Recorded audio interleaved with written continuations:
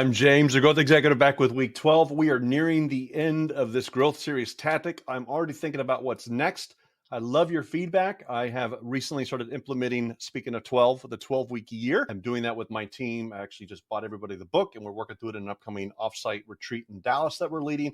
So I'm thinking about a series on that. I'd love your feedback. And the reason I bring that up now in this conversation, it has a lot to do with aligning the team for success. Okay, so when I step into an organization as what's called an integrator or an implementer, if you're familiar with those terms around EOS, I have always been by default kind of more of an implementer, meaning that I take a visionary's ideas and I make them come alive with very simple kind of ways to roll that out with the team and to kind of build structure around that. A lot of visionaries, I love them. I wish I were more like one myself personally, but I have found that sometimes visionaries really struggle with execution.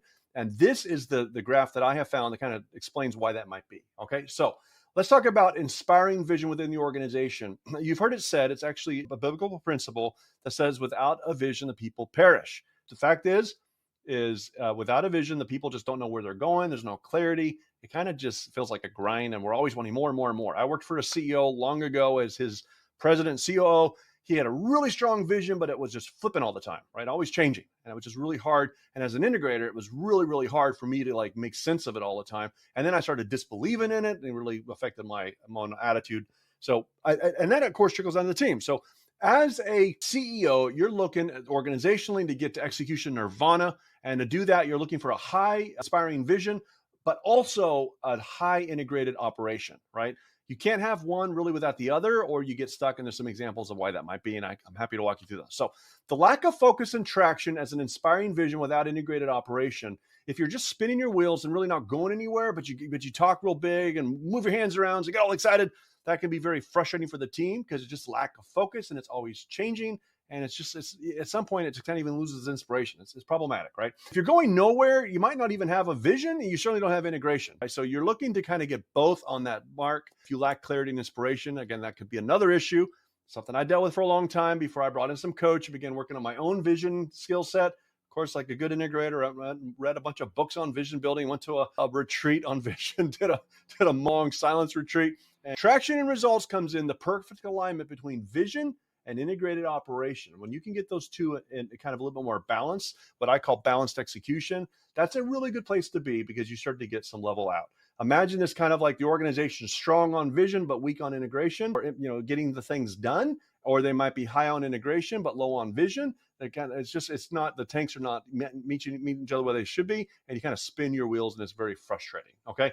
So if you are a founder and a CEO and you feel like you don't have a capable integrator or someone on your team to really build that out, that is a tremendous opportunity to learn how to hire for your weaknesses, the things that you're procrastinating on. Those are just signals that you should have someone else in the company helping you do that. And I'm happy to coach you on that and or coach you up to do it a little bit better yourself. But at the end of the day, I'm going to make a recommendation that we bring someone on the team up to do that, because you're probably not going to be the man or the woman or the person to do that. Okay. Now, if the opposite is true, where you just are always in the weeds and it's hard for you to like get a vision, well, I've got some retreats I can recommend. All right. The 5 dysfunctions of a team are that you've seen this with Patrick Lencioni. Trust is foundational, then conflict. So I'm not going to read this off to you because I'm sure you've seen it, but I just bring it up here that an organization really needs address some of its dysfunctions to get the traction that it needs. So as you think about laying out the team, about the execution nirvana, just think about how it's maybe not a people problem as much of it could be process. But really, at the end of the day, it's probably you as the CEO and the founder, as a strong visionary, are not keeping level 5 agreements or your own agreements within this foundational aspect of building trust in the organization. One of the very first things I implement when I walk into a new client, especially one that's over a certain revenue run rate. And I'll tell you what that is on the phone because it's almost comical how often it happens, exactly that revenue. The CEO's not keeping agreements, right? The team's all over the place. Nobody feels like they can trust anything. So what we have implemented is what's called level 5 agreements. I got this from Michelle, a coach I worked with years ago. It never occurred to me that we just need to define when someone comes in my office and says, hey, I think we should move to Timbuktu.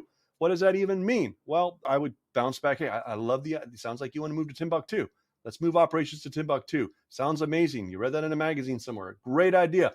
Where are you on the scale of 1 to 5? Is this as good as done? Like we're all in, we're doing it? Or are you a 1? And then I get to say where I'm at, because just because you're a 5 doesn't mean I'm a 5. I might be a 1, right? So then we work to close that gap. So level 5 agreements will help you and every aspect of your business kind of foundationally to build that first layer of trust in the pyramid. And then that moves up to improving your execution. And then that will, of course, bring you to nirvana as you kind of balance those two out. All right. Scan the QR code. We can jump on phone. I'm happy to share some more resources with you on what this might look like. I've got other examples. I'm James at thegrowthexecutive.com, and I will see you next week for our final email.